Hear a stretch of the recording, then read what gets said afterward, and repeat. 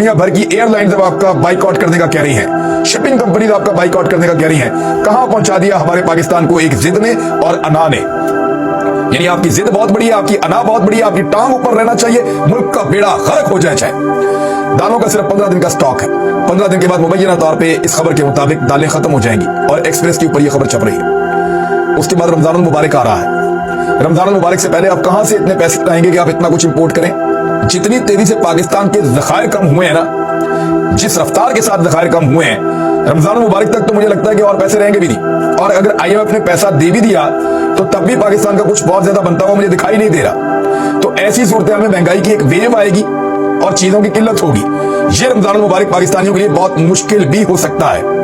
और ऐसा लगता है कभी कभी कि ये हुकूमत शायद बनी इसलिए है कि इन्होंने पाकिस्तानियों को सबक सिखाना है और पाकिस्तान को खुदा न खास्ता डिफॉल्ट जानबूझकर करना है ताकि दुनिया पाकिस्तान से अपनी शराइत मनवा सके। अब ज़िमनी इलेक्शन का ऐलान कर दिया गया है, यानी अभी भी कौमी असम्बली के इंतखाबात की तरफ या पूरे पाकिस्तान में इंतखाबात की तरफ नहीं आ रहे। जी 33 नशिस्तों पे ज़िमनी इंतखाबात करवाएंगे 16 मार्च को, लेकिन जो पंजाब और खैबर पख्तूनख्वा के अंदर इंतखाबात होने हैं उनकी तारीख का ऐलान नहीं किया जा रहा और उस तारीख के ऐलान के लिए हाई कोर्ट से रुजू कर दिया है पाकिस्तान तहरीक इंसाफ ने। उम्मीद है मंडे वाले दिन केस लग जाएगा और फिर उसके अंदर आईनी तौर पे अदालत ये हुक्म जारी करेगी गवर्नर को कि जनाब तारीख लिख कर दें कि इलेक्शन किस तारीख को है। 90 दिन के अंदर अंदर आईनी नुक्ता नजर से इलेक्शन होना है और अब उसको रोका नहीं जा सकता। अब आ रहे हैं अमेरिकी डॉलर की तरफ। तफसीलात के मुताबिक कारोबारी हफ्ते के आखिरी रोज या आखिरी रोज है जुमे का, जो ट्रेडिंग के दौरान डॉलर मजीद 8 रुपए 87 पैसे महंगा होकर ये 262 रुपए से भी ज्यादा हो गया है। ओपन मार्केट में डॉलर की कीमत में 11 रुपए का इजाफा हुआ और वो कोई पहुंच गया है 270 रुपए के करीब। और ये सब कुछ पाकिस्तान के अंदर 2 दिन के अंदर हुआ है। और इन 2 दिनों के अंदर डार साहब ने वो तबाही फेरी इकोनॉमी की कि पाकिस्तान को 4000 अरब रुपए का इजाफी कर्जा पाकिस्तान को देना पड़ेगा। ये रिकॉर्ड हो गया है, यानी जितने पैसे इन्होंने आज तक कमाए नहीं है उससे ज्यादा पाकिस्तान को डबो दिया है। और ये सागदार जिसने यहां तक पाकिस्तान को पहुंचाया, जनाब क्या कह रहे हैं? जनाब फरमा रहे हैं कि अल्लाह पाकिस्तान की इकोनॉमी को संभालेगा, यही पाकिस्तान की माशी तरक्की अल्लाह के जिम्मे है। वैसे तो सारा कुछ ही अल्लाह ताला के जिम्मे है, लेकिन ये जो दुनिया है ना, ये आलमुल असबाब है।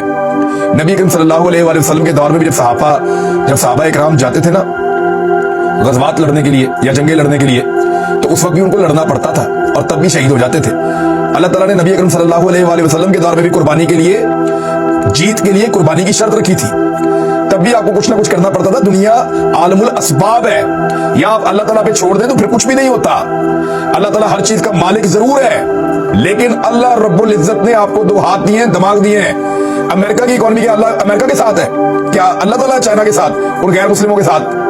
क्या इंडिया के साथ अल्लाह ताला है? ऐसे नहीं होता। आपकी करतूतें ऐसी होती हैं। अल्लामा इकबाल ने कहा था कि खुदा ने आज तक उस कौम की हालत नहीं बदली, ना हो जिसको ख्याल खुद अपनी हालत बदलने का। तो ये अजीबोगरीबी इन्होंने फलसफा दे दिया कि जी अल्लाह ताला पाकिस्तान की मईशत चलाएगा और पाकिस्तान जो है वो कलमा शरीफ के नाम पर बना है, अल्लाह के नाम पर बना है, अल्लाह ने बनाया है, तो अल्लाह इसकी हिफाजत करेगा। तरक्की और खुशहाली भी अल्लाह ताला के जिम्मे है, तो हमें सख्त मेहनत करनी होगी। बात ये है डार साहब, अब आप अल्लाह पे डाल रहे हैं तो आप आते ही ना। फिर अल्लाह ताला तो मिफ्ता इस्माइल के लिए भी उतना ही बड़ा है जितना आपके लिए है। तो अब डार साहब जो है उन्होंने तकरीबन हाथ खड़े कर दिए हैं पूरी तबाही फेरने के बाद। अगले वीडियो में बात करते हैं, तब तक के लिए अपना